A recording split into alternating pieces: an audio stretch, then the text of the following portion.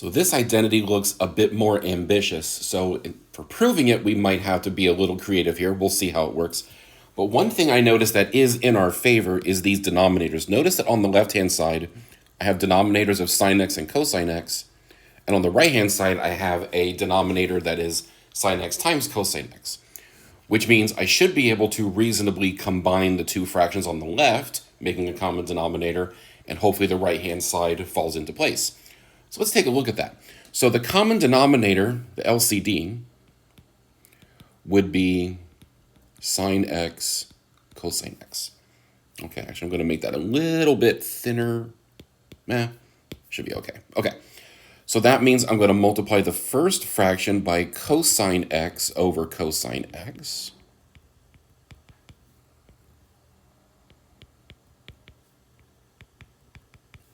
And I'm going to multiply the next fraction by sine of x over sine of x.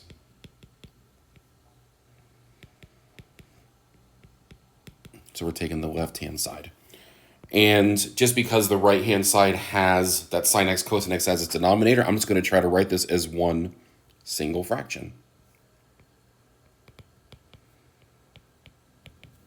So upstairs I have cosine x plus cosine squared x, this plus, and then sine x times sine x is sine squared x. So this is just combining fractions in case we're justifying steps. Now another thing to notice here, notice our friend cosine squared plus sine squared x comes into play again.